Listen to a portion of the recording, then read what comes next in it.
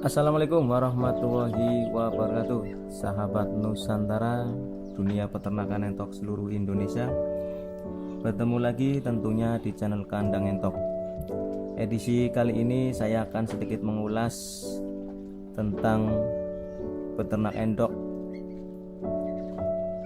sistem pembibitan, yang mana banyak dari teman-teman yang selalu mempertanyakan berapa jumlah pakannya, apa tidak boros dan lain-lain. Tentunya video ini saya sengaja akan mengulas, bahkan akan memberikan salah satu kelebihan dari sistem indukan ini, yang mana dalam usaha entok sistem pembibitan kita akan sedikit mengeluarkan biaya pakan ya. Jadi teman-teman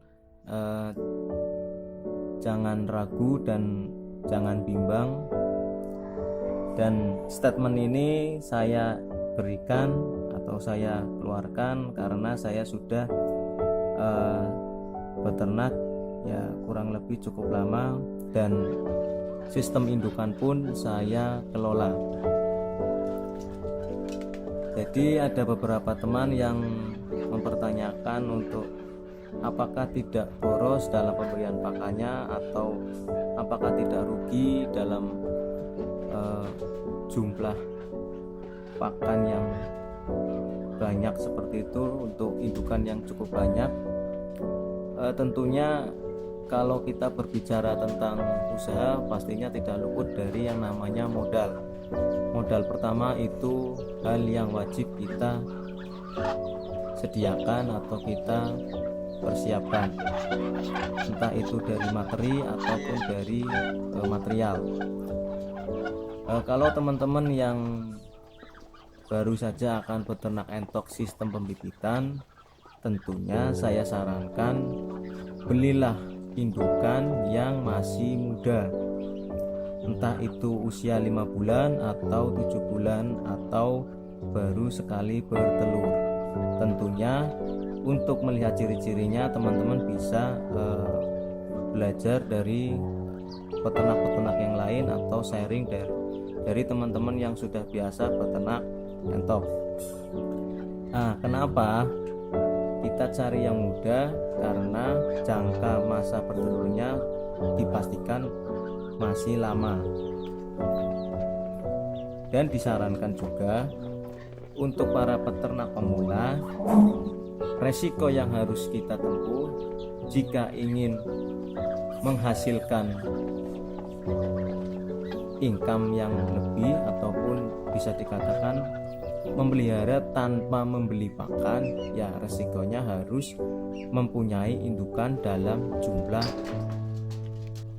besar atau jumlah banyak. Semisal minimal kita dalam satu kandang itu kita mempunyai 50 indukan betina dan sekitar 15 jantan. Itu bisa menanggulangi pengeluaran kita dalam pembelian pakan. Kok bisa bang? Ya bisa sekali, karena realnya atau prakteknya saya sudah pernah bergelut ini cukup lama. Jadi sistem proses kerjanya seperti ini teman-teman. Katakanlah kita dalam satu kandang mempunyai 50 indukan yang murni masih muda ataupun baru sekali atau 2 kali bertelur. Nah, tentunya dalam satu periode dari jumlah 50 ekor pastinya ada yang sedang proses mengeram dan ada juga yang sedang proses bertelur, dan sedikit pula ada juga yang sedang proses kawin ulang. Nah, disinilah nanti perputaran yang akan teman-teman rasakan, bahwa dalam proses pemeliharaan entok sistem indukan, sedikit yang dihasilkan dari indukan bisa untuk membeli pakan untuk memberikan pakan pada entok tersebut.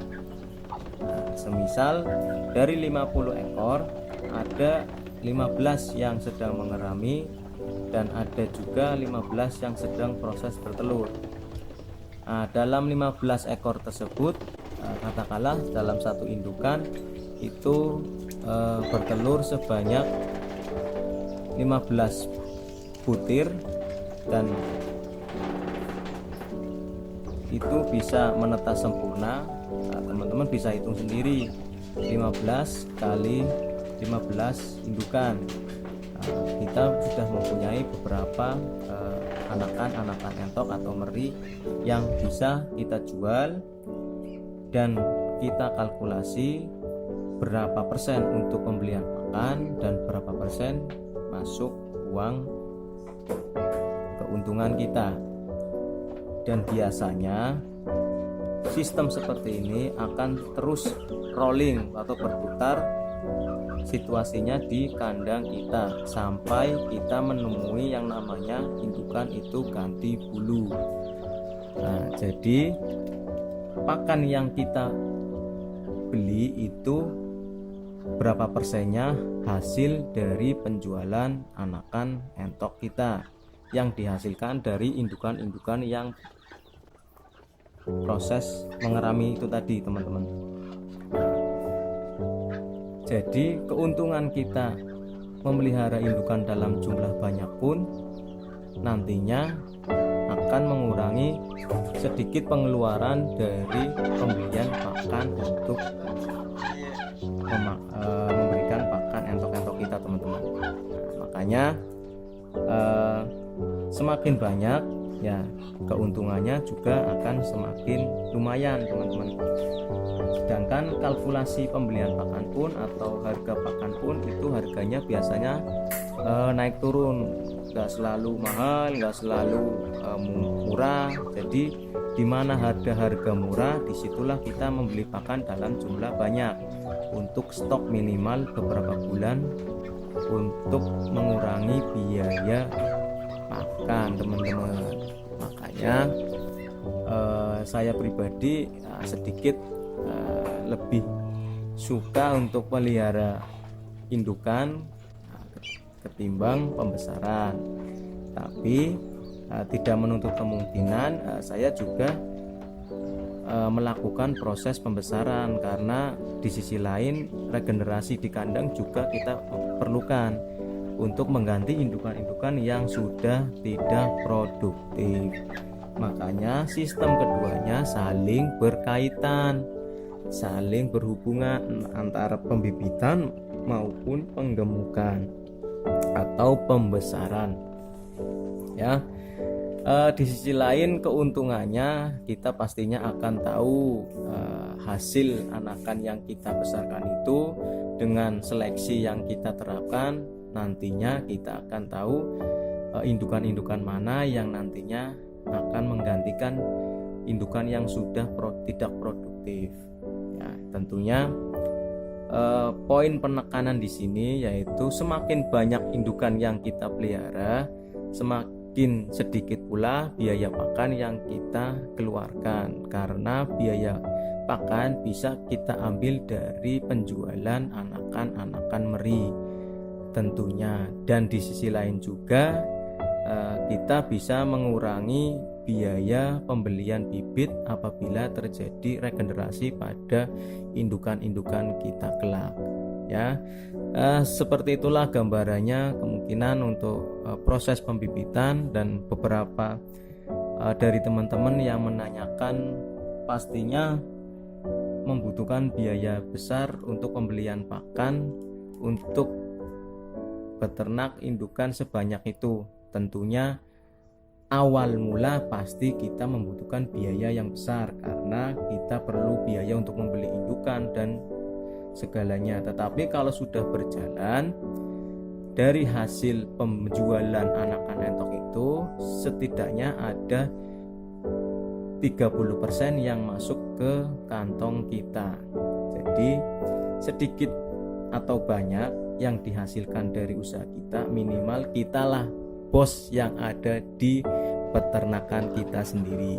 Makanya semua usaha pasti ada untung dan ruginya, tergantung kegigihan kita, ketekunan kita, dan ketelatenan serta ketelitian. Nah, gitu saja penjelasan dari saya. Terima kasih. Wassalamualaikum warahmatullahi wabarakatuh. Salam ternak, salam ngos-ngos.